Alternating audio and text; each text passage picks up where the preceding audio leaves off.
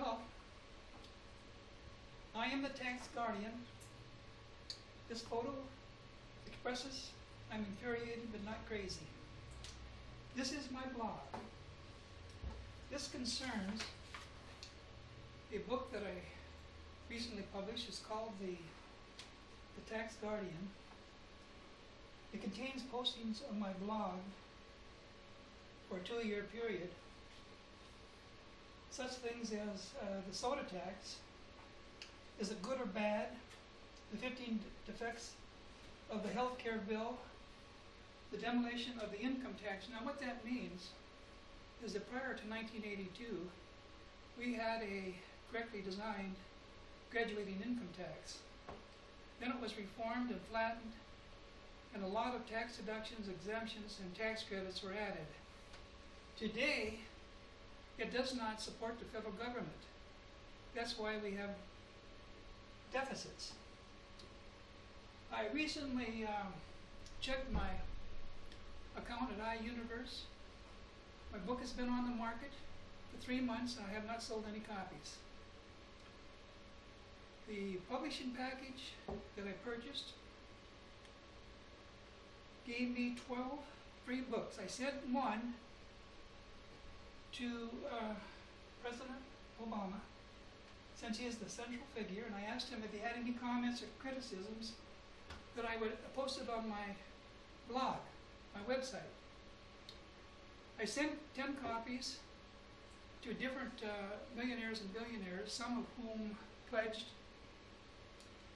to give away 50% of their wealth. I asked them for a donation to my website.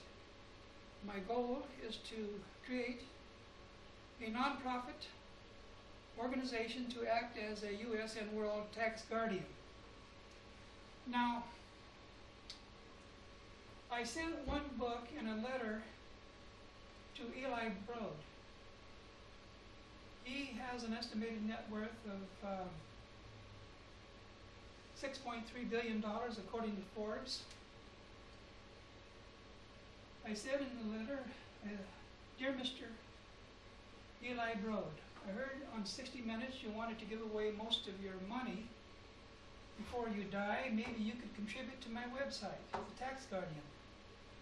I read on the internet that you agree with Buffett on taxes and said, those of us who have gained great wealth or success have an obligation to pay more taxes. We have been cuddled long enough and have tax breaks that 99.9% of the public don't have, and it's not fair. I wholeheartedly agree. Therefore, I am sending you my book, The Tax Guardian, to read, to see if you agree with any of it. If you would like to make a contribution to my blog, The Tax Guardian, I would like to make a video with you and me discussing taxes and what is fair and what is not that I can post on my website. I believe it would be helpful to voters. What is your answer? Well, his answer, he sent this book back to me with a letter. This is the book. I would like to read that letter to you.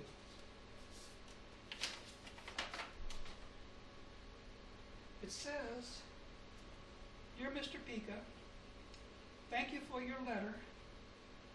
The Broad Foundations invest in 3 areas: education reform in public school districts in America, advancing scientific and medical research in the areas of human genomics, stem cells, and inflammatory bowel disease, and the arts. Although we appreciate your interest, your website does not fall within the scope of our efforts, and we are not currently making any new contributions outside the areas in which we have already committed. Now I'll tell you why this is not a genuine excuse. Because a family foundation can broaden or narrow the scope of its charitable giving based on what it likes and dislikes. But Eli Broad can make a personal contribution. He doesn't have to go through his family foundation. Now, if I came to your door and asked for a donation, and you said, I want to give away 75% of my wealth, and you say no, without determining whether that's a worthy cause, that is anti-philanthropic. Eli Broad once said, if I find a Jewish philanthropy of merit, he would support it. Well, this is not Jewish. It is a plan to rescue Uncle Sam, who is $14.8 trillion in debt. But Uncle Sam is not the correct personification of the U.S. government or this country. It is your mother and father. The mother is the executive branch, law and order, security, justice, protection from terrorism, etc. The mother, it's productive capacity, the natural resources, the labor supply, education, healthcare, etc. Eli Broad, great success or wealth as a co-founder of two large corporations is mostly capital gains. The U.S. government contributes to wealth building or capital gains, therefore it deserves a share.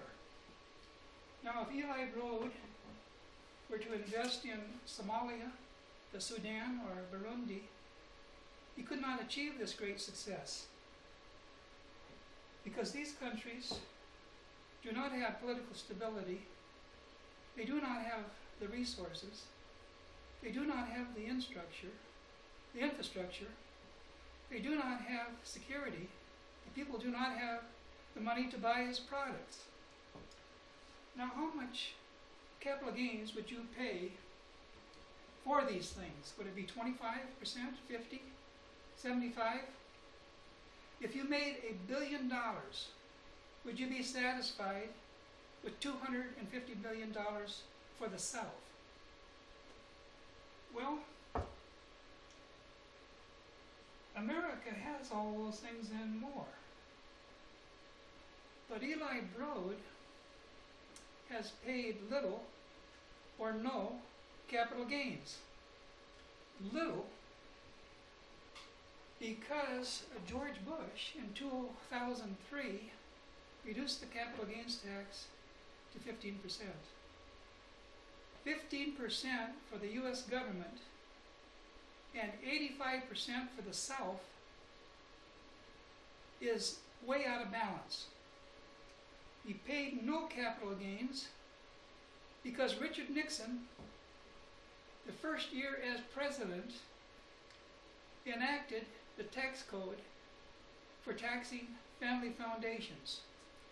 It permits the rich to dodge taxes 4 ways. 1, securities and property can be transferred to your family foundation without paying the capital gains tax. 2, the fair market value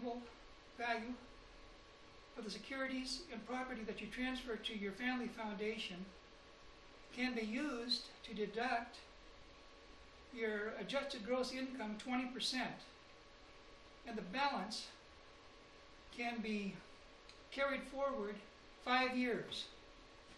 3, the security and property that you transfer to your family foundation decreases the size of your estate and therefore reduces your estate tax.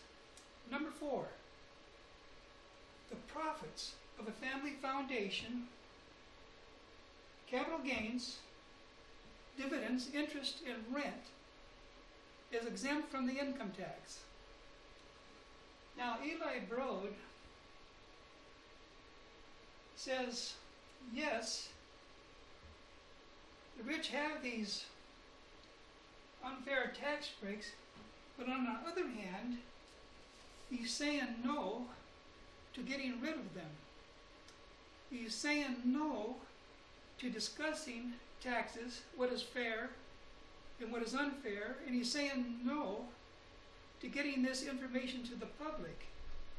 And he's saying no to the plan or effort to rescue his U.S. mother and father drowning in debt.